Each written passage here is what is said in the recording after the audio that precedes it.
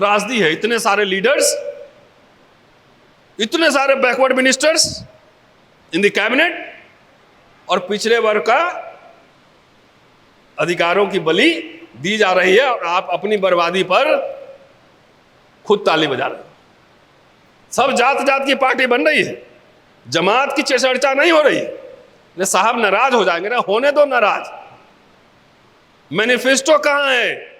तो हमें चिंता आने वाले भविष्य की है, नेताओं को चिंता अपनी कुर्सी की रहती है। क्या बैंक का राष्ट्रीयकरण हुआ था, दलितों के पास बैंक था कि उसका नुकसान हो गया? जरा बताइए किसके पास बैंक था?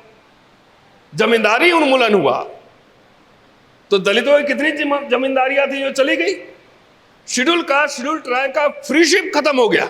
मेडिकल इंजीनियरिंग कॉलेज हर जगह, स्कॉलरशिप खत्म है, फेलोशिप नहीं है। ये समाज जिसको हम बहुजन समाज कहते हैं, क्या वाकई समाज इसको लेकर सीरियस है? मैं समझता हूं नहीं है सीरियस। इतने लोग बैठे हुए हैं, 90% की दिलचस्पी होगी कि हमको टिकट मिल जाए।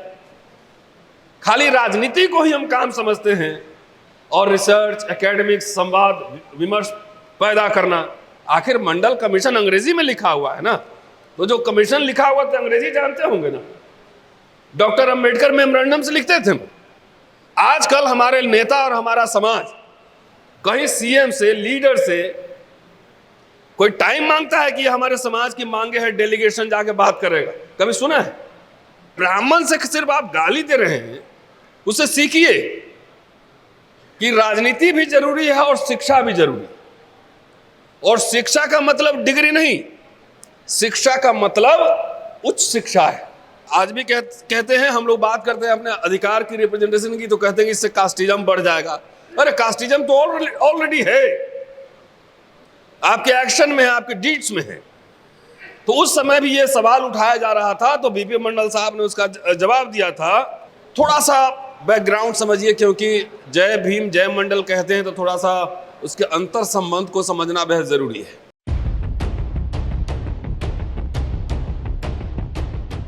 आदरणीय अध्यक्ष जी, जस्टिस वीरेंद्र यादव साहब, चीफ गेस्ट पी विल्सन साहब, नकवी साहब, सूरज जी, राजेंद्र और ऑफ कोर्स महेंद्र मंडल, और सभा में जितने साथी हैं, आप सभी को मंडल जयंती की बधाई। पूरा कार्यक्रम लेट हो रहा है, उसकी वजह महेंद्र ने आपको बता दिया है। और आप सभी को जय भीम जय मंडल। मैं सोच रहा था कि मंडल जयंती के अवसर पर मैं बोलूं क्या। मैं एक भाषण तलाश रहा था बीबी मंडल साहब का, और वो भाषण बिहार विधानसभा में दिया गया भाषण 2 जुलाई 1952 को।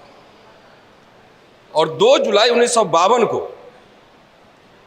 मतलब संविधान लागू हुआ 1950, और 2 साल के बाद उनका एक भाषण है।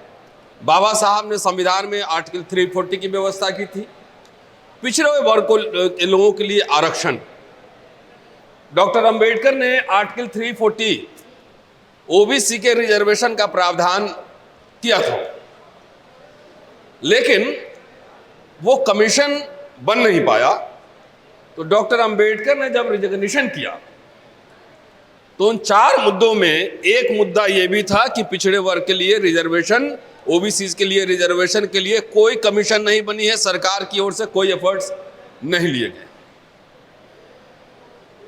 थोड़ा सा बैकग्राउंड समझिए, क्योंकि जय भीम जय मंडल कहते हैं तो थोड़ा सा उसके अंतर संबंध को समझना बेहद जरूरी है। डॉक्टर अंबेडकर के 3 गुरु, बुद्ध, कबीर और फुले, और बाद में एक मित्र और बने, साहू जी महाराज और गायकवाड़। तो गायकवाड़ उनको स्पॉन्सर किया था कोलंबिया के में पढ़ने के लिए। साहू जी महाराज ने पहली मीटिंग 1920 में मनगांव में पहली मीटिंग की थी, जिसमें मूक नायक चलाने के लिए डॉक्टर अंबेडकर को 2500 रुपए दिए थे। और उन्होंने उस सभा में घोषणा की थी कि भारत के पिछड़े वर्ग के लिए एक बड़ा नेता मिल गया है, भविष्य का बड़ा नेता। साहू जी महाराज के शब्द हैं, मेरे नहीं। अब सवाल यह है कि डॉक्टर अंबेडकर जब संविधान बना रहे थे तो ये जहन में जाहिर होगा, क्योंकि उनको सपोर्ट करने वाले जितने सपोर्टर्स थे, स्पॉन्सर थे, सब पिछड़े वर्ग के लोग थे। लेकिन 1932 में जब लुथियन कमेटी आई थी और गोलमेज सम्मेलन के बाद जब सेपरेट इलेक्टोरेट का मसला सामने आया था, जो कि पूना पैक्ट हुआ, उस विस्तार में मैं नहीं जाऊंगा, लेकिन उस समय कुछ पिछड़े वर्ग के लीडर्स ये चाहते थे कि हमें भी उस कैटेगरी में डाल दिया जाए कि सेपरेट इलेक्टोरेट में हम भी रहेंगे। अंबेडकर और जो अस्पृश्य वर्ग के नेता थे उनका यह कहना था कि ये जो सेपरेट आया है पृथक निर्वाचन क्षेत्र, ये आया है अस्पृश्यों के लिए आया है, तो आप जो है अपने लिए अलग से मांग करो और हम उसका समर्थन करेंगे, हम लोग समर्थन करेंगे। ये बहुत ही जायज बात थी, बहुत जायज बात थी। लेकिन पिछड़े वर्ग के लीडर्स नहीं माने और डॉक्टर अंबेडकर लिखते हैं कि जब नहीं माने और हम लोग भी नहीं माने तो पिछड़े वर्ग के नेताओं ने पृथक निर्वाचन क्षेत्र का सवर्णों से ज़्यादा विरोध किया, सवर्णों से ज़्यादा। मैं ये बात क्यों कह रहा हूँ? इसलिए कह रहा हूँ कि जब संविधान बना रहे थे तो इन विरोध का उनके ऊपर प्रभाव नहीं था। वो प्रभाव किनका था? वो फूले, कबीर, साहू जी महाराज, गायकवाड़, उनका प्रभाव ज़्यादा था। नहीं तो आज के नेता की तरह होते तो क्या करते? कोई आंदोलन तो था नहीं कि पिछड़े वर्ग को अधिकार मिले, कोई मूवमेंट तो था नहीं उस तरीके से, तो क्या करते? वो काट देते, नहीं डालते, सिर्फ शेड्यूल कास्ट, शेड्यूल ट्राइब की बात करते, बाकी छोड़ देते। ये ऐतिहासिक संदर्भ बताना बेहद जरूरी है कि वो ऐसे लोग थे, उस जमाने के लोग थे। 1950 में रिजर्वेशन लागू हुआ। 2 साल बाद मंडल साहब सरकारी नौकरियों में पिछड़े वर्गों के लोगों का स्थान, ये उनका भाषण है बिहार विधानसभा में, और कह रहे हैं कि पिछड़े वर्ग के लोगों का जो है वो रिप्रेजेंटेशन नहीं है और 90% नौकरियां जो है 4 कास्ट के कंट्रोल में है, इसलिए पिछड़े वर्ग के लोगों के लिए आरक्षण होना चाहिए।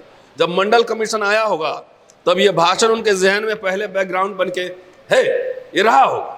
तो उन्होंने ये कहा कि सर्विसेज में 90% रिप्रेजेंटेशन सिर्फ 4 जातियों का ही है।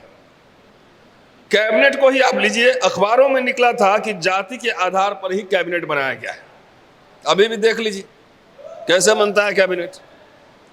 मैं तो कहना चाहता हूं कि जाति की आबादी के आधार पर 60 या 70% जिनकी आबादी है उनके लिए जरूरत है कि रिजर्वेशन किया जाए, जिससे कि वे आगे बढ़ सके। आपको मालूम है कि देश की आज़ादी की लड़ाई में उन लोगों ने भी कंधा से कंधा मिलाकर काम किया था। तो पिछड़े वर्ग के रिप्रेजेंटेशन का मांग 1952 में कर रहे थे और लोगों ने कहा, जैसे आज भी कहते हैं, हम लोग बात करते हैं अपने अधिकार की रिप्रेजेंटेशन की, तो कहते हैं कि इससे कास्टिज्म बढ़ जाएगा। अरे कास्टिज्म तो ऑलरेडी है, आपके एक्शन में है, आपके डीड्स में है। तो उस समय भी ये सवाल उठाया जा रहा था, तो बीपी मंडल साहब ने उसका जवाब दिया था कि यहाँ economic and social both exploitation is there, कि आर्थिक और सामाजिक दोनों तरह का यहाँ पे एक्सप्लॉयटेशन है। भारत दुनिया के और देशों से भिन्न है और इसमें इस देश में सोशल एक्सप्लॉयटेशन है, उसके साथ इकोनॉमिक एक्सप्लॉयटेशन भी, ये बात कहना होगा। आज हमारे देश की जनता दुखी है। मैं कहना चाहता हूं, अगर आपको सरकार चलानी है, आपको देश बचाना है, राष्ट्र को सुखी बनाना है, तो इस जातिवाद को दूर भगाइए। हम किसी जाति के दुश्मन नहीं हैं। इन 4 जातियों में से इन 4 जातियों में से कई एक हमारे दोस्त हैं जिनके लिए अगर जरूरत हो तो मैं अपनी जान दे सकता हूं, जान दे सकता हूं। ये बात कह रहे हैं कि पिछड़े वर्ग, हम किसी जाति के खिलाफ नहीं। आज ये संदर्भ मैं दे रहा हूं 1952 के बाद, और एज ए मैं रिसर्चर हूं, I am not a leader, political leader नहीं हूं, रिसर्चर हूं, तो मैं समझने की कोशिश करता हूं। मैडम ने अभी कहा 85% और तमाम, उनका शानदार भाषण था, मैंने सुना उनको। 85% 90 तक चला जाता है। मंडल कमीशन का रिपोर्ट, एक रिपोर्ट जारी लागू हुए वो आधा ही समझिए, आधा 3 दशक से ज्यादा हो गए। विश्वनाथ प्रताप सिंह, दूसरे अर्जुन सिंह एजुकेशन मिनिस्टर थे। हम सूरज जी कई बार मिले, आपको मिले कई बार। उन्होंने एजुकेशन में रिजर्वेशन डाला। 40 रिकमेंडेशन है, if I am right sir. कितने हैं? 40। मंडल कमीशन के रिकमेंडेशन 40 है, 40 हैं, उसमें से 1.5 रिकमेंडेशन लागू है। 1.5 रिकमेंडेशन इज इंप्लीमेंटेड। तो आप 85% हैं तो क्यों नहीं करवा रहे हैं भाई? क्यों नहीं करवा रहे हैं? यह है फंडामेंटल सोचने की बात कि उस जमाने में चाहे मंडल साहब हो चाहे अम्बेडकर साहब हो, लड़के अपने बौद्धिकता से, अपने इंटेलिजेंस से, इंटेलेक्चुअल कैपेसिटी से उन्होंने आपको प्रोविजन कर दिया, अधिकार दिया। लेकिन अब तो इतनी चेतना आ गई है, सोशल मीडिया है, मोबाइल से अमेरिका में बात कर लीजिए। फ्लाइट से आना होता है 1 घंटा में, हम दिल्ली से लखनऊ आ जाते हैं। उस समय तो फ्लाइट भी नहीं थी। उस जमाने में फ्लाइट का आविष्कार शुरू होने से पहले 3 हफ्ते लगते थे, 4 हफ्ते लंदन जाने में। आज 8 घंटे में आप पहुंच जाएंगे। क्यों? क्या दिक्कत है? तो मैंने तलाश करने की कोशिश की कि प्रॉब्लम कहाँ पे। क्या वाकई आप लोग, खास तौर से ओबीसी समाज को मैं कह रहा हूं, आप अपने अधिकार को लेकर जागरूक हैं? ये सबसे फंडामेंटल क्वेश्चन है, सबसे फंडामेंटल क्वेश्चन। मेरी अंडरस्टैंडिंग है, मेरी क्या, अम्बेडकर की भी वही अंडरस्टैंडिंग थी जो उनको एक मराठा मंदिर, एक पत्रिका थी, उसके संदेश भेजने के लिए अम्बेडकर साहब को भेजा गया था। उस संदेश में जो लिखा था वो भी आज मैं थोड़ा सा उसका कंटेंट में सुनाता हूं। और वो कह रहे हैं कि ब्राह्मण से सिर्फ आप गाली दे रहे हैं, उसे सीखिए कि राजनीति भी जरूरी है और शिक्षा भी जरूरी है। और शिक्षा का मतलब डिग्री नहीं, शिक्षा का मतलब उच्च शिक्षा है। उच्च शिक्षा है कि यहां संदर्भ दे रहे हैं कि उच्च शिक्षा अगर आपके पास नहीं, अगर ब्राह्मण देश में इंपॉर्टेंट पोजीशन पे है तो उसकी वजह है कि उन्होंने उच्च शिक्षा हासिल की है। और जब तक आप उच्च शिक्षा हासिल नहीं करेंगे तब तक आपकी लिबरेशन संभव नहीं है। मैं कहीं था, अभी मैं उनसे एक सवाल पूछ रहा था कि हमारा जो 85-90 सो कॉल्ड जो समाज है, रिसर्च को कोई काम समझता है क्या? सोचना, चिंतन, मनन, एकेडमिक डिस्कोर्स, इसको कोई काम समझता है क्या? मतलब फ्री का काम है, इसमें सोचने में कोई पैसा लगता है? कोई प्रोफेशनल, कोई रिसर्च पे कोई इन्वेस्ट करता है? हम लोग कहीं जाते हैं प्रोग्राम में तो ढूंढ ढूंढ के कागज लेके जाते हैं कि जो बात कहूंगा ऑथेंटिक कहूंगा, खाली भाषण नहीं दूं। ये समाज रिसर्च को, चिंतन मनन को ये काम ही नहीं समझता। बाबा साहब की पहली लाइन है शिक्षित बनो, उच्च शिक्षा बार बार कह रहे हैं। तो जिस समाज में चिंतक नहीं होंगे, जिस समाज में, जो समाज चिंतक पर इन्वेस्ट नहीं करेगा, इंटेलेक्चुअल एक्टिविटी पे इन्वेस्ट नहीं करेगा, तो ऐसी संख्या लेकर घूमते रहना, आरक्षण नहीं मिलेगा, नहीं मिलेगा। क्या इस समाज ने 10 लॉयर, हिंदी पट्टी की बात कर रहा हूं, 10 लॉयर बढ़िया प्रोड्यूस किया है? जितने लोग बैठे हुए हैं 90% की दिलचस्पी होगी कि हमको टिकट मिल जाए। खाली राजनीति को ही हम काम समझते हैं और रिसर्च, एकेडमिक, संवाद, विमर्श पैदा करना। आखिर मंडल कमीशन अंग्रेजी में लिखा हुआ है ना, तो जो कमीशन लिखा हुआ तो अंग्रेजी जानते होंगे ना। डॉक्टर अम्बेडकर मेमोरेंडम से लिखते थे। आजकल हमारे नेता और हमारा समाज कहीं सीएम से, लीडर से कोई टाइम मांगता है कि हमारे समाज की मांगे है, डेलीगेशन जाके बात करेगा? कभी सुना है? नहीं। तो उसी संदेश में लिखते हैं कि पिछड़े वर्ग की समस्या है। और एक लखनऊ में वो आए थे, लखनऊ में आए थे, एक तो लोथियन कमेटी के समय आए थे और दूसरा 1948 24-25 अप्रैल 1948 को आए थे लखनऊ में, और जो मैं कहा था उसको समझिए बात, और मुक्ति का रास्ता उसी के माध्यम से। आप रिजर्वेशन हल्ला करते रहिए, ऑलरेडी प्राइवेटाइजेशन डन, प्राइवेट हो गया, कोई डिमांड नहीं, कोई हलचल नहीं, कोई हलचल नहीं। मुझे तो कई बार डाउट होता है कि जिंदा लोग भी है क्या। आखिरकार दिल्ली से मान लिया हम सूरज जी, कई एक्टिविस्ट लोग संविधान बचाओ संघर्ष समिति, रोस्टर का आंदोलन लड़ो, तो ये लड़ो, ये हमारा काम है। अपने बच्चों के भविष्य को लेकर आप चिंतित हैं कि नहीं? तो शरद जी तो आप नहीं रहे। शरद जी बोलते थे कि पिछड़े वर्ग को समस्या क्या है, पिछड़े वर्ग की समस्या है ऊपर चाटो नीचे नीचे काटो। ये शरद जी बार बार कहते थे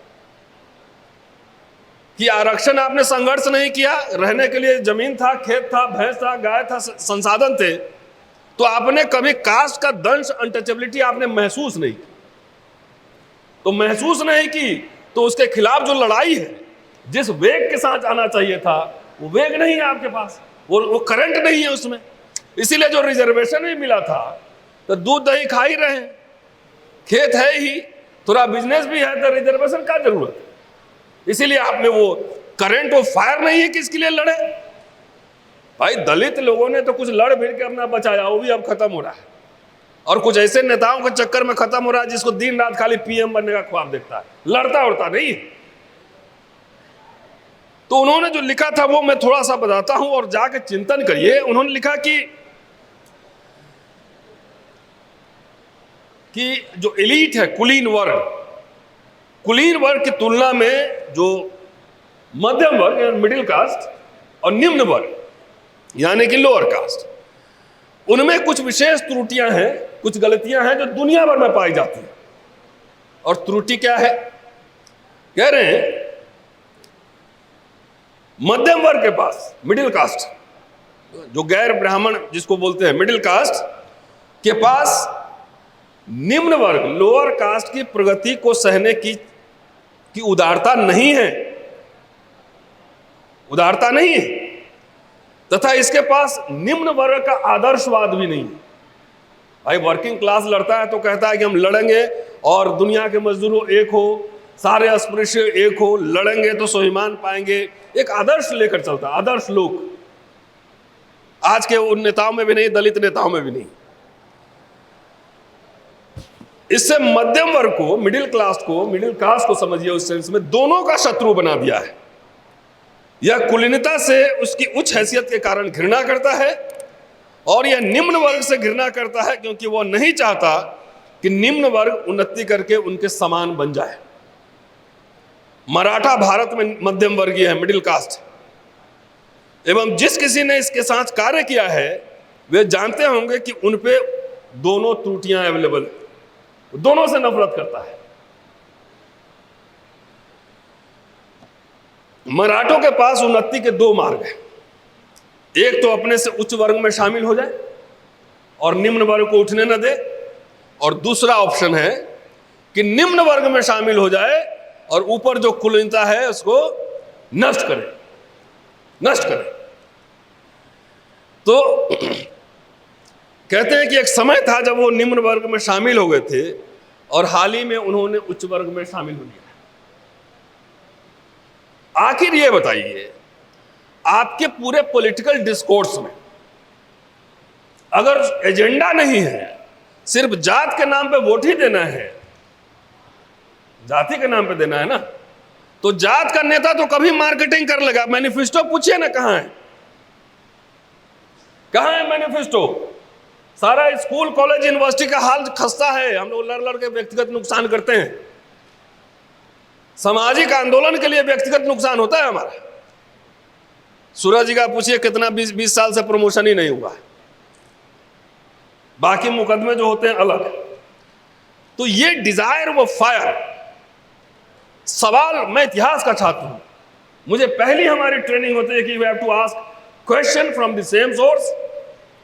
एक ही सोर्स से, एक ही पन्ने से बार बार सवाल आपको करने, नए नए सवाल करने। तो हम अपने राजनीतिक शत्रु से खाली सवाल करेंगे क्या? बीपी मंडल साहब को यही आदरांजलि होगी कि डेढ़ रिकमेंडेशन लागू है और आप सब मस्त हैं, सबको सिर्फ एमएलए एमपी बनना है। अरे नौकरियां तो लाखों में मिल सकती हैं। एक अभी सोशल मीडिया में आया, एक बच्चा जो है 17,000 रुपए नहीं थे, आईआईटी में एडमिशन नहीं हुआ, शेड्यूल कास्ट शेड्यूल ट्राइब का फ्रीशिप खत्म हो गया, मेडिकल इंजीनियरिंग कॉलेज हर जगह स्कॉलरशिप खत्म है, फेलोशिप नहीं है। ये समाज जिसको हम बहुजन समाज कहते हैं, क्या वाकई समाज इसको लेकर सीरियस है? मैं समझता हूं नहीं है सीरियस। नहीं तो लोहिया कहते थे कि जब सड़कें सुनसान हो जाएगी तो संसद आवारा हो जाएगा। सब जातियों के नेता सब हो गए ठेकेदार, जात जात का नेता हो गया। ये सूट करता है जो रूलिंग एलिट है। इस तरह तरह के नेता बना दो, सब 2% 5% वोट काट के रहेगा।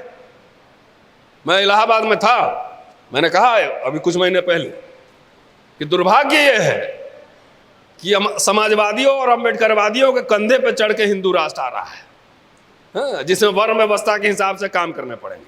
आप पॉलिटिक्स उठा के देख लीजिए। Individual liberation has become so important.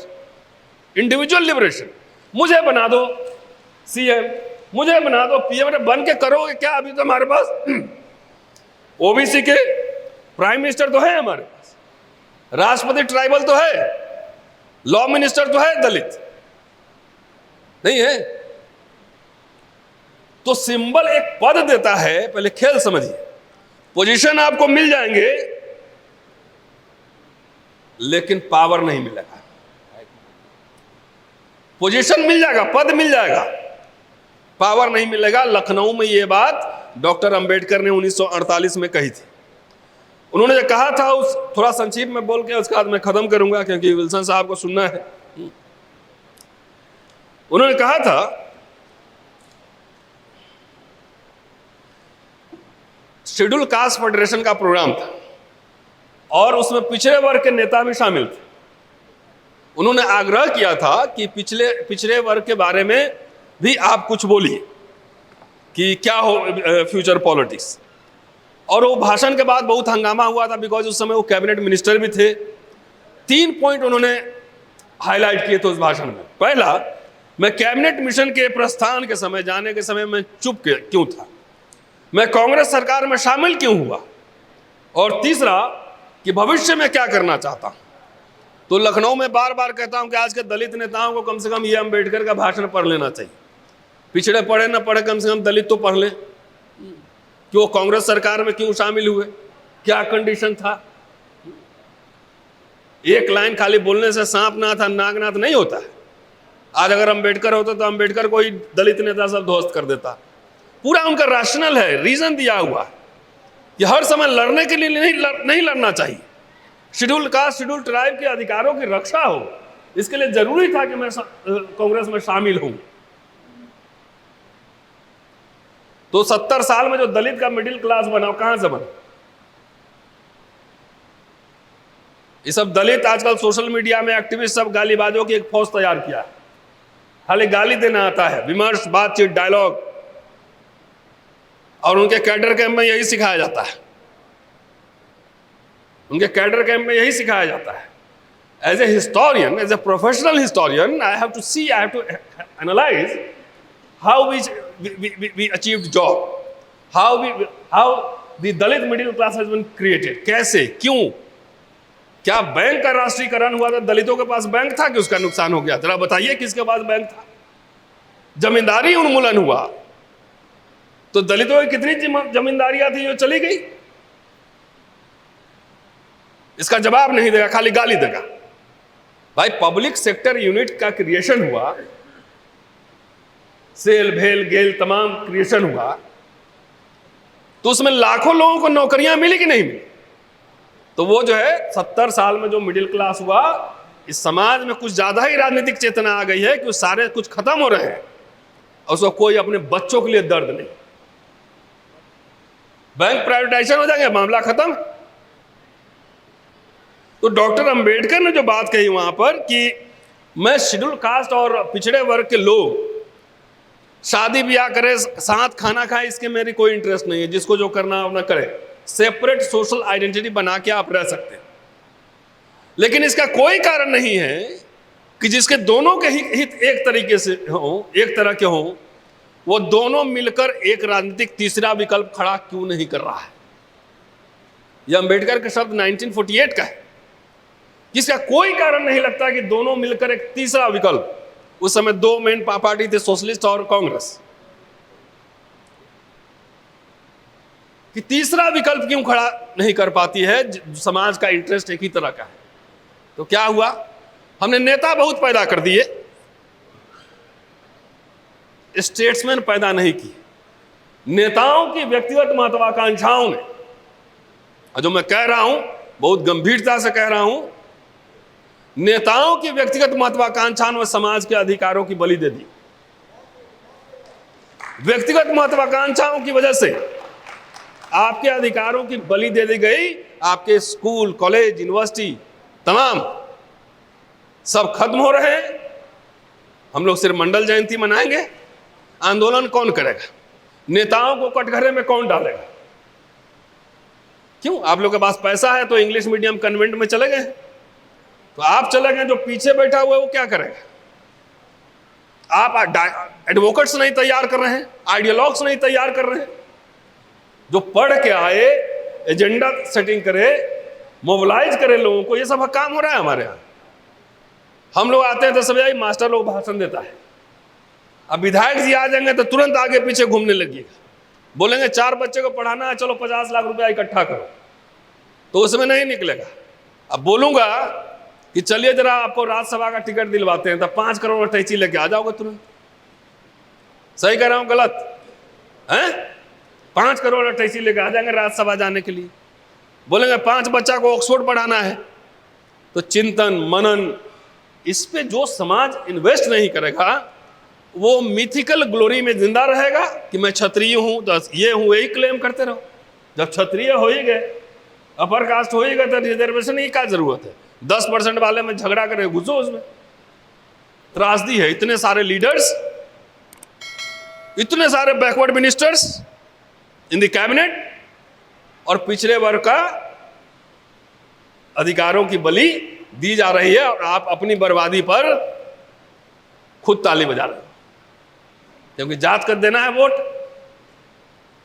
सब जात जात की पार्टी बन रही है, जमात की चर्चा नहीं हो रही है। साहब नाराज हो जाएंगे ना, होने दो नाराज। मैनिफेस्टो कहां है? तो हमें चिंता आने वाले भविष्य की है, नेताओं को चिंता अपनी कुर्सी की रहती है। शुक्रिया, जय भीम।